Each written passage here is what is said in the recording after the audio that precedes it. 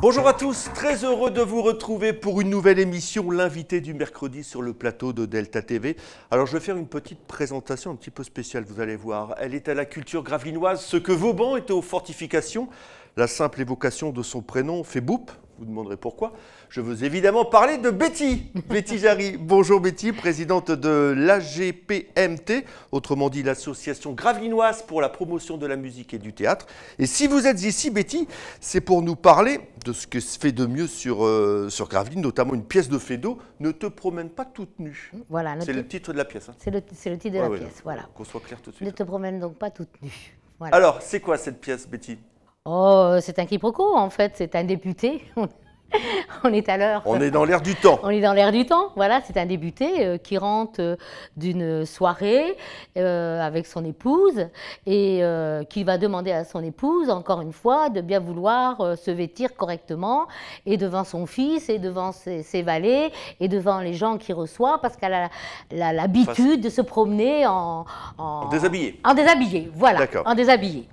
Donc c'est une pièce que vous avez travaillé depuis longtemps, ça, pour mettre au point une présentation ce soir. Oui. On va parler après des représentations, hein, notamment de vendredi et samedi. Ça se travaille, c'est oui, parce que bon, il faut quand même savoir que ce sont des amateurs éclairés, bien évidemment, parce que sinon on ne montrerait pas et on ne représenterait pas cette pièce. Mais oui, ça demande du temps. Hein. On répète une fois par semaine. Donc chacun a son texte à apprendre. Oui, alors moi je ne suis pas très partisane d'apprendre son texte par cœur. Parce que je pars d'un principe que l'on travaille en même temps que la mise en scène. D'abord, c'est une excellente... mais on n'improvise pas du Feydeau. Non, on apprend son texte en même temps que la mise en scène.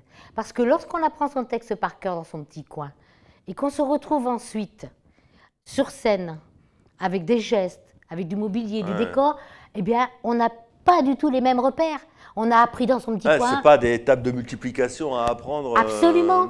Donc on peut être à ce moment-là déstabilisé. Ah ben qu'est-ce que je dis là? Ah ben oui là. Alors au fur et à mesure qu'on avance, eh bien on place les personnages dans le décor. Donc le texte s'apprend au fur et à mesure de la progression. Absolument, absolument. Alors il est bien évident qu'il faut quand même qu'on ait fait déjà plusieurs lectures, ne serait-ce que déjà pour voir l'élocution, les erreurs que l'on peut faire, etc. Mais la meilleure façon de bien travailler, c'est d'apprendre en jouant. Ouais. D'abord parce qu'on retient. Vous avez commencé quand là pour avoir une idée On a commencé, le temps passe très vite, je pense il y a à peu près 1 an. D'accord, 1 an pour avoir une représentation ce week-end. Voilà. Au sein de votre asso, Betty, vous êtes combien là? Si les gens qui nous écoutent, qui ont envie d'intégrer, il y a quand même des bases à apprendre ou... Non, on a 60 adhérents toujours. On est toujours à la recherche de jeunes comédiens, d'hommes. Nous voulons des hommes. Ah oui, mais il ne faut pas me regarder comme ça, Betty. Donc ça, c'est très difficile. Bon, bien sûr, à l'époque de Molière, on jouait en travesti, mais bon, c'est quand même mieux d'avoir les personnages dans les profils qu'on recherche. D'accord, donc vous recherchez des acteurs éclairés, si l'on peut dire, des comédiens. C'est ça, oui. Des gens quand même qui connaissent un peu le théâtre, on ne peut pas non plus... Quoique, moi j'ai un nouveau qui vient d'arriver là, qui est extraordinaire parce qu'il est arrivé en me disant « J'adore le théâtre, mais mes souvenirs sont lointains, ils datent du collège. Mais je me souviens de ce que j'ai appris. » Eh bien, c'est déjà une première approche, parce que ça veut dire que durant toutes ses études, il n'a pas pu se remettre au théâtre. Et puis tout d'un coup, il a envie de faire quelque chose. Et c'est une démarche volontariste quand même de venir. Hein. Ah oui. Un peu comme notre nouveau président, il a fait du théâtre, paraît-il. Il a même épousé sa prof de théâtre. Oui, j'ai vu, mais pourquoi pas? Allez, Betty. C'est pas à moi qu'il faut dire ça. Hein. Non. Donc, alors, Ne te promène pas toute nue, c'est vendredi soir à 20h. C'est ça. À la Seine-Vauban. Oui.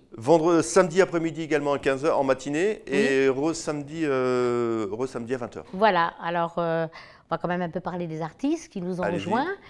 On a donc Mathieu Salopé, qu'on avait déjà vu dans Feu la mère de Madame, qui faisait un valet et qui là a le rôle du député, qui a fait un bond en avant. La promotion. Ah oui, vraiment bien progressé, il reste encore des choses à faire. De toutes les façons, dans ce métier-là, rien n'est acquis. Il se refait toujours en question en fonction des rôles. Rien n'est acquis. On va retrouver donc Mathieu Salopé, Elisabeth Psibilla, dans La femme cervelée, un peu fofolle, là, etc. Après, on a le maire d'un village du fin fond de la France, qui est donc Michel Psibilla. D'accord. Le valet a changé de visage, c'est François Huydin. Les Gravelinois reconnaîtront les noms. Et puis, un ancien, qui est trésorier de l'association d'ailleurs, et qui n'avait jamais vraiment fait de théâtre et qui avait goûté à ce plaisir-là quand on avait joué La Délaissée, Jacques Duprier, voilà, qui va nous faire le journaliste. Donc, pour passer un bon moment, rien de tel que d'aller voir Ne te promène pas toute nue. Donc, pas toute nue. Ouais, donc pas toute nue. En fait, Fédo, c'est ça. Hein. C'est de rire sur des quiproquos. Sur, Et on en a bien besoin en ce moment, Betty. Absolument, ça va nous faire sortir de la morosité de ce que nous prévoit l'actualité politique. Allez, donc les places sont toujours disponibles en vente. On les prend où? On peut les prendre sur place, directement avant d'arriver. À l'Office du tourisme, on peut m'appeler, je peux les réserver. Donc c'est toujours 8 € et 5 € pour les adhérents et les enfants, je ne sais plus ce qu'on avait mis, mais voilà.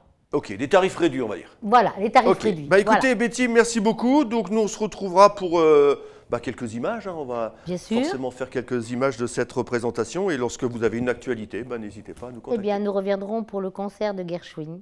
Voilà, là c'est noté. Allez, salut tout le monde, nous on se retrouve la semaine prochaine où on va parler de musique orientale, vous verrez. Allez, salut Betty, au revoir.